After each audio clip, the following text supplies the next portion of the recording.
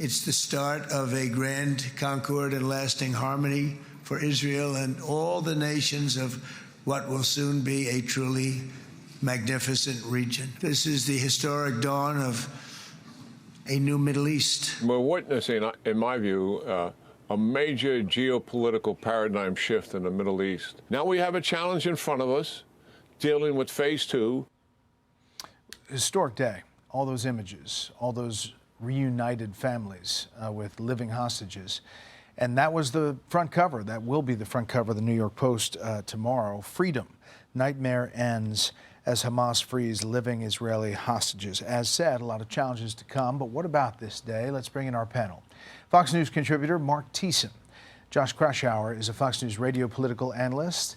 And Annie Linskey is White House reporter for the Wall Street Journal. All right.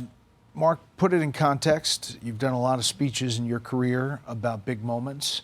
This seemed like one of them today. It was a huge moment. And if you think about it, a year ago, Donald Trump was wearing an orange vest and riding in a garbage truck, campaigning to try and get back the White House. And today, he stood astride the world and delivered something that had eluded every Republican and Democratic president for a half century: Middle East peace.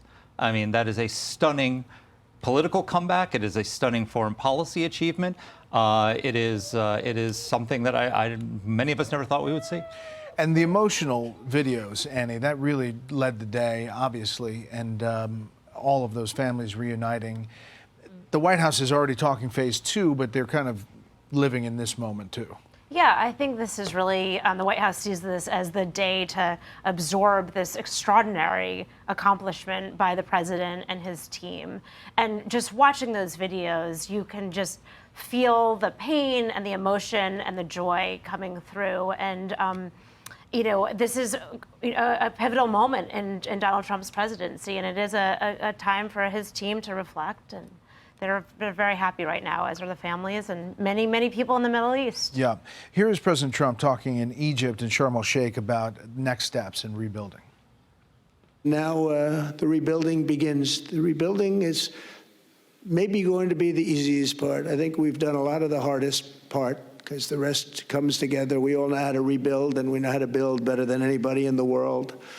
I want to express my tremendous gratitude to the Arab and Muslim nations who helped make this incredible breakthrough possible.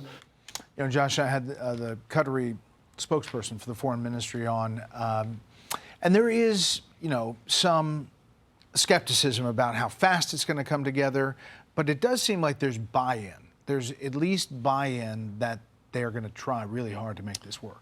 The most important part of the 20-point Trump plan is the fact that you had all the Arab allies, along with Israel, all on the same page. Now, I think once we get forward and we actually have to deal with the details, and I think most importantly, like, when is Hamas going to be ousted from power? That there's going to have to be buy-in from the Arab states to push Hamas out and have some kind of technocratic governance in Gaza, and that's going to be, I think that's going to be a bigger challenge than even the hostage deal itself. But the fact that you had leaders of Arab states, European countries, everyone's on the same page. So that is the best political momentum President Trump could ever hope for in trying to accomplish what looked like impossible just a few weeks ago.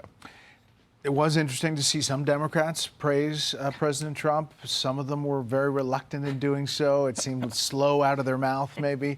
But it was big enough that it seemed like it crossed that. The ceasefire now crowd, have not heard a lot from them. Yeah, because we got a ceasefire. But, you know, I'm sure we will continue to hear from them because it wasn't about a ceasefire. It was about the Jews. That's what these protests are about, anti-Semitism. But look, the reality is that the way Donald Trump achieved this is by completely, you know, you see Anthony Blinken going out sort of trying to take credit for this, saying, well, we laid the groundwork for it and he brought it over the finish line. No, he repudiated Biden's approach. Biden's approach was deny them weapons, slow roll weapons, and restrain Israel from going into Rafah, from going in and expanding the war.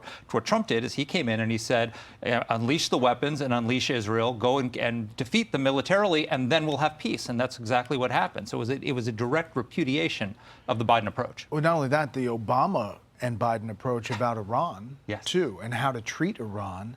And arguably that Operation Midnight Hammer did change the dynamic. Yeah, absolutely. I mean, I think when you look at where do you go next, Certainly, governance in Gaza is one place to look, but also, is there going to be a change in Iran, as Trump previewed a little bit today? And then do you start to look to other regions of the world, Ukraine and Russia being something that Trump himself mentioned today? Right. So what about that, Josh? Does this win on the foreign policy front change the tectonic plates when it comes to other places? It sets a model that peace through strength, force against America and Israel's enemies worked. It worked in Iran. In fact, I think the prime minister mentioned that in his speech at the Knesset, that this would not have happened if it wasn't for Israel feeling confident that its enemy, Iran, their nuclear program had been significantly degraded.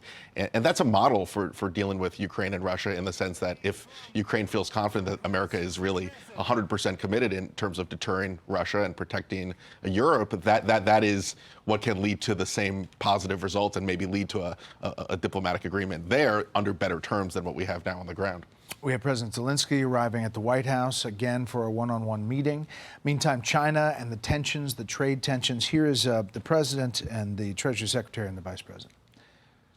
I think we're going to be fine with China. Look, I have a great relationship with President Xi. He's a very tough man. He's a very smart man. This is China versus the rest of the world. We have aggressively pushed back against them. We're not sure where this came from, why the Chinese have decided to do it now. I guarantee you the President of the United States has far more cards than the People's Republic of China. You buy that last statement? Well, I think Donald Trump is going to handle Xi Jinping in the near term. The long-term problem we have is that the fact that China can actually throttle our access to rare earths and throttle our economy as a result, and have that kind of leverage of the United States. But do we have more leverage on them, or do they have more leverage on us? I think we have many points of leverage, but that is a point of leverage that they have over us. And the climate radicals who are running around saying we should get rid of fossil fuels, which we have in abundance, and become more dependent on China for a technology that requires rare earths that we can only get from China, is insanity, even from a national security perspective. But there seemed to be a growing confidence about being able to deal with this, at least the way the president talked about it over the last day and a half. Yeah, I mean, when you talk about leverage, 15% of Chinese exports go to the U.S. The Chinese need U.S. technology for semiconductors. I mean, their economy is in trouble. So do they need us? Absolutely, they do. So I think that the vice president has a good point there. There are a lot of cards. And to Treasury Secretary Bessent's point, this really came out of nowhere. And it has also been sort of tamped down a little bit in the last few hours and days. It may be remember me. I can still cause you problems. Maybe that's it. I got to run. Panel, thanks. Hey, Sean Hannity here. Hey, click here to subscribe to Fox News YouTube page and catch our hottest interviews and most compelling analysis. You will not get it anywhere else.